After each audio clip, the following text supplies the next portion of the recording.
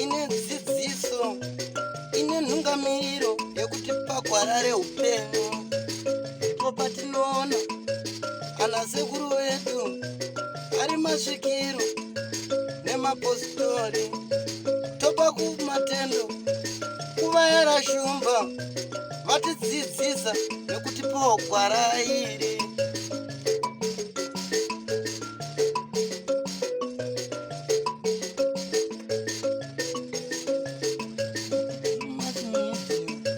Ndiyo ine dzidziso, ndiyo inotipa isu gwara reupenyu. Ndipo patinowana vanasekuru nemapositori vachitipa gwara reupenyu, togopawo matendo kuvayera shumba vakatidzidzisa nezambuko racho. Ndiwo akatipa vabatsiri ava, vatipa vabatsiri tigove nedzidziso.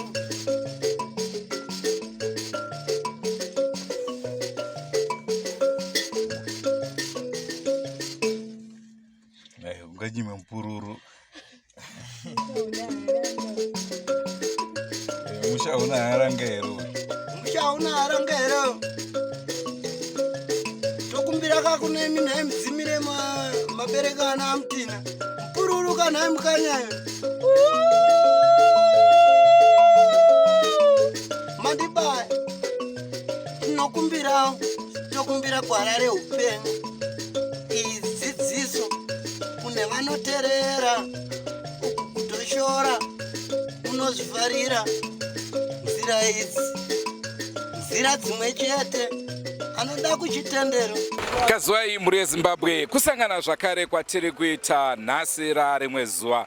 Ndinoziva munotondera zuro paya tiri kurushinga apo taiona namadzibaba vakafira mumvura vakatorwa nemvura. Nhasi tiri munzvimbo yeBhindura zvakare, area yematepa-tepa. Kune chimwe chiitiko zvakare. Ndofunga kana muri kuona kumashure kwangu tractor yakatakura mabhokisi evashakabvu. Vana ava vari kunzi vanga vaenda kuGoromonzi, ndokwakaitikira chiitiko ichochi. Regai tipe mukana kune varidzi vemhuri vatitsanangurire kuti chii chakatora nzvimbo. Rangu zita ndinonzi Andrew Neshamba. Senguva dzese, don't forget to subscribe to Drumas Media.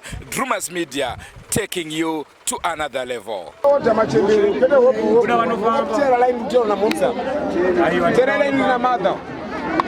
Asuna no mira. Katika ambe time zapera.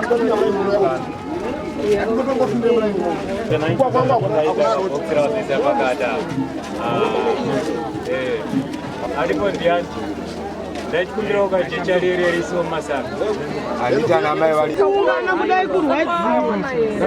Munowaona sei vana muchichena. Ishingise iwe kuona. Mina ndinowaimba. Ndinozapinda. Kama kanipite kana. Mama ati kumbira. Mama ati kumbira.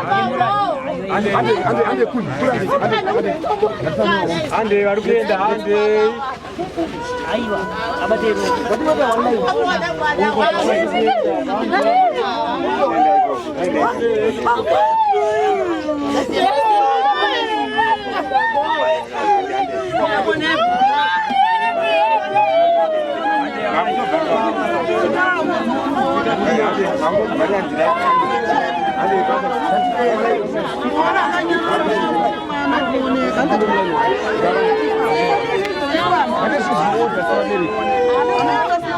Ngati zvinoodha sabereki. Ngati zvinoodha sabereki. Ngati pine online. Online roro ukwarema. Pamsoro wabereki. Ini ndoitwa mukoma wekumochitambira ndobva Goromonzi. Kune tsaona yakaitika mushure mekunga tauya nevanhu kunoku. Pakaitika tsaona ndiripo neshamwari yangu inonzi Blessing Story. Takasangana murodhi tichibva kudhamu. Tabva tasangana murodhi mamuri mumunda mefoja. Saka mvura yanga yakuda kutanga unaya. Meni yaipenya shuwa kwete zvekutamba. saka takasangana murodhi tatakasiyana zve15 meters nevanhu iwawo. Tatiri 7 kufamba kwedu kwatatiri kuita, but 5 wanga ari kufamba pamwe chete, isu tiri 2 taifamba pamwe chete, takabata mabhaketi edu. Pakapenya mvura, anauziva kuti chii chakaitika, takazongokarika isusu tapasi. Pa7 wedu watatiri, 1 mukomana anonzi Blessing Story ndiye akatanga kusimuka. Ini ndisati ndasimuka nevamwe vese 5 wanga warowa. 3 wakashaya wakaroverwa passport. 1 akazoponesa nekunge akabereka mwana. Ndakabvunza mukomana ndikati Blessing ko wariko here kumashure? Akasimuka achitaura kuti handisi kuona, ndiri kuona rima. Handisati ndasimuka ipapo. Pandakazosimuka tikati toita sei kuti towaheope, handei toenda kuona kuti toita sei. Blessing akasvika padhuze pamai More Life paLoveness echida kumubata, yakabva yapenya futi kechi2. Tabva tashayiziva kuti toita sei, takabva tabvunzana tikati toita seiko. Tikati aiwa zvakadai so taita vana vadiki, handei kumusoro toenda kutaurira mukuru webasa. Ndopatakakwidza techimhanya kutaurira mukuru webasa. Yakapenya kechipiri mavabate. Aiwa tasati tavabata, Blessing ndiye anga padhuze nekuda kubata mai More Life. Ndopa yakapenya kechipiri. Yechirowa futi panzvimbo ipapo pasimuka utsi weblack. Pakabuda frame remoto weblue, pakabuda utsi weblack panzvimbo payo pakaitikira izvozvo. Ini ndoitwa Blessing Story, ndini ndandiripo pane chiitiko chakaitika ichi nemusi weSunday kumapast 5 zvemazorodoka. Pakatika taibva kugarden, mvura yaida kunaya. Ndakaudza mumwe wangu ndati shamari handei chikumba, mvura yaida kunaya tokuti tasekurowa nemheni kunoku. Zvane mumwe wangu washuwa handei ichi kumba. Saka the moment takabva mugarden takufamba takupinda murodhi takuenda kumba, takabva tasakana namai More Life. But avadarikira ivo bwasara chekumashure kwedu, ndokuti taifamba takasiyana about 15 meters. Isu tiri pachipamberi nemushango rangu tiri 2. Pakapenya lighting yekutanga, hapana chakaitika. Papazorowa lighting yechi2, inini ndakatakura 2 mabhaketsi angu emaonyeni anga ndakatakura mumaoko. Handa kuziva kuti mabhaketsi aya akabuda sei mumaoko mangu kana kuti chii chakaitika. Ndakazongoona ndikusumuka pasi. Ndikutarisa mumwe wangu ndikuona akadonha pasi. Ndikuchekwa kumashure handina munhu ndakakwanisa kuona panguva yacho. Ndiva ndakachekwa kechi2. Ndabanganuka maiva ndatanga kubudisa musodzi, musodzi yangu yatanga kuera. Ndipo ndakachekwa kumashure ndikuona vanhu vese vakarara pasi. Amai More Life ndiye munhu airadza kuda kuedza kumuva. But semunhu anga asisina power, semunhu anga adonha akane mwana musana akadonha nedumbu kudaiwo. Moment yandakabva panditi ndichitirega ndinobata ndiheope nditakure mwana ndiende naye. Ndotema ndakati ndichadawabata mvura mheni futi yakabva yadzokorodza kurowa. Ini ndibva ndadzokera kubva ndadonha futi pasi, bva ndati shamari hana yangu yakurowa, ndakunzwa kutsva, ndakudedera miri wangu. Ndoita sei zvikanzi nemumwe wangu handati mhanye tinoita sei, tinotaurira mukuru webasa. Ndipo takamhanya bva tasvika pamba pafarm manager bva tamutaurira. Bva nditi kuri kutyisa, zvati kwakwanisa kuita imimi mhanya ichi sezvo makatota kuti rachimhanya munotaurira vabereki vevana. Zvesho pakabva patungwa muzukuru wamanager anonzi Diva. Ndiye akabva aenda abva anotaura tsanangura, bva anotaurira baba waLoveness ndicho chiitika chaitika uku. Ndipo pakabva baba waLoveness. Ndofunga ndini munhu akasvika nawo panga pane mhuri dzavo panga dzaitikira chiitikiro chemheni. Ndakati tichisvika ipapo baba waLoveness vakatanga kuchema vachiti mhuri yangu yaparara. Vauda kutanga kuenda kudhemu, bva ndamhanya bva ndandovabata. Kubva ndaya nawo. Vauda kutiza kuti bva ndamhanya kuti vanoita sei, bva ndandovabata. Ndipo pakazosvika vanhu vakawanda.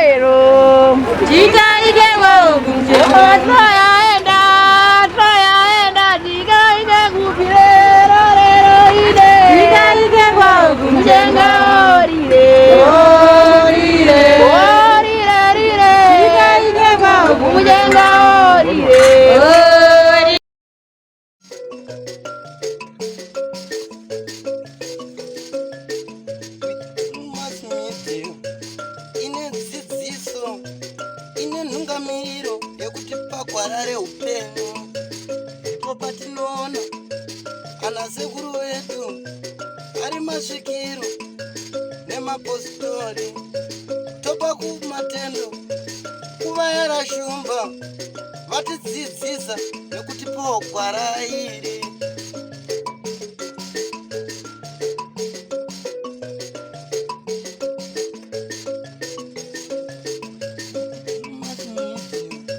Ndiyo ine dzidziso, ndiyo inotipa isu gwara reupenyu. Ndipo patinowana vana sekuru nemapositori vachitipa gwara reupenyu, tokopawo matendo kuvayera shumba vakatidzidzisa nezambuko racho. Ndivo vakatipa vabatsiri ava, vatipa vabatsiri tigove nedzidziso.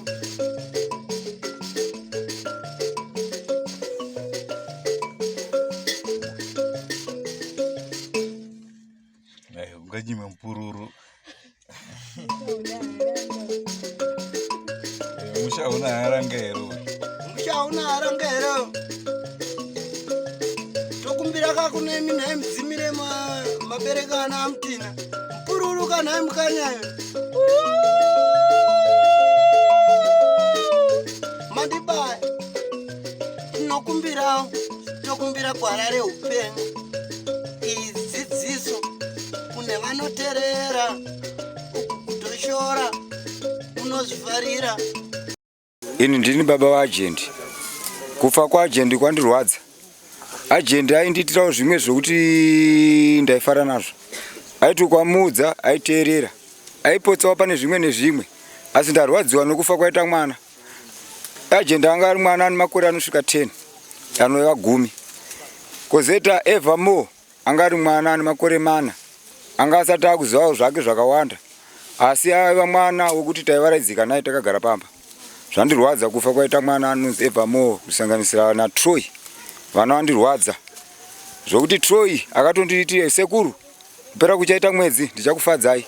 Shuwa azondifadza ndokutifadza kwaaindiitawo.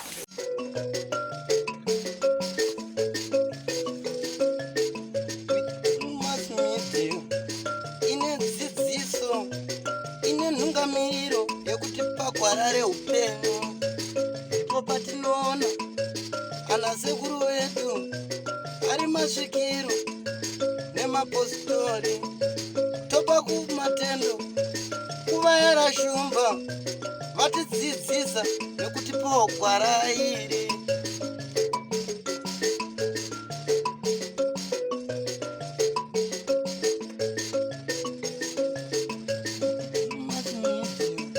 Ndiyo ine dzidziso, ndiyo inotipa isu gwara reupenyu. Ndipo patinowana vana sekuru nemapositori vachitipa gwara reupenyu, tokopawo matendo kuvayera shumba vakatidzidzisa nezambuko racho. Ndivo vakatipa vabatsiri ava, vatipa vabatsiri tigove nedzidziso.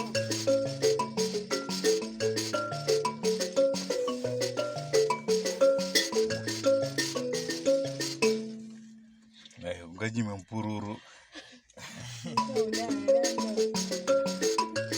Mushauna harangero. Mushauna harangero. Tokumbira kakune mina mdzimire mabereka ana amtina. Mpururu kana mkanyayo. Mandibaya. Tokumbira gwara reupenyu.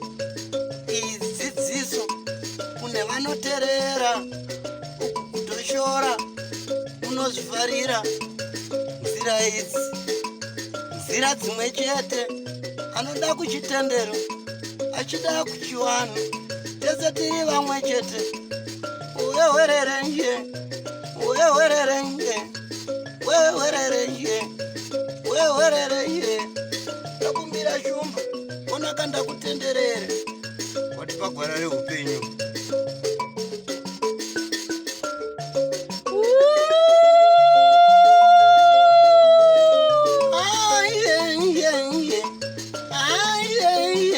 Ai Don't forget to subscribe to Drumas Media. And remember, Drumas Media taking you to another level.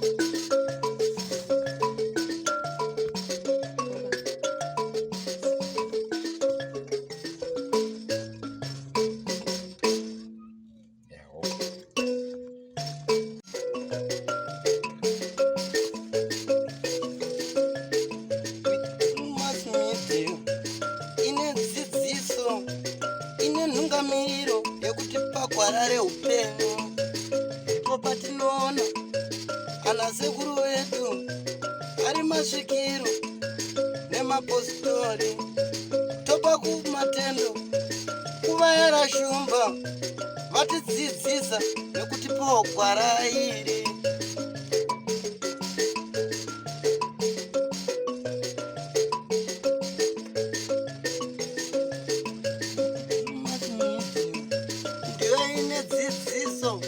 Ndiyo inotipa isu gwara reupenyu ndipo patinowana vanasekuru nemapositori vachitipa gwara reupenyu togopawo matendo kuvayera shumba vakatidzidzisa nezambuko racho.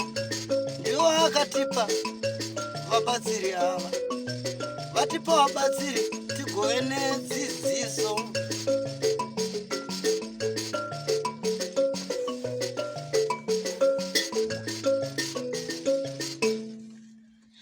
Unganyime mpururu. Mushaona harangero. Mushaona harangero. Tokumbira kakune mina mdzimire mabereka ana amtina. Mpururu kana mkanyayo. Mandibaya.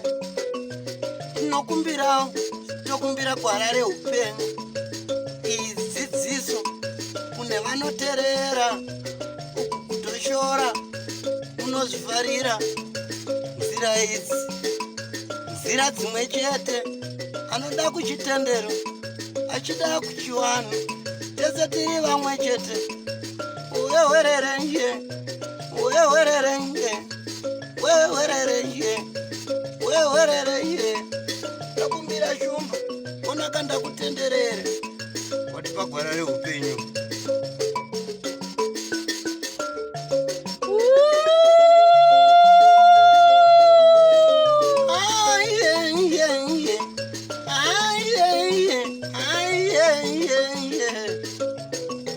Mhuri yeZimbabwe, ndicho chirongwa chatanga takuunzira izuva ranhasi, nzvimbo yematepa-tepa. Ndinoshuvira chose nguva yandichazoshedzwa ari mafaro paya munotondera tichimhanyira dzimba dzaitsva. Nhasi uno chimwe chiitiko chinosuwisa. Vedwe dai Mwari atinzwira ngoni. Rangu zita ndinonzi Andrew Neshamba. Ngatisanganei zvakare mhuri yeZimbabwe mune zvimwe zvirongwa senguva dzese. Don't forget to subscribe to Drumas Media. Drumas Media taking you to another level. Goodbye my friends. Goodbye my friends. Wakamboonana tichazoonana nerimwe zuva hama dzangu. Goodbye my friends. Goodbye my friends. Wakamboonana tichazoonana nerimwe zuva hama dzangu. Ini ndokwenda kubasa kwangu. Iwe makiwe mkarenga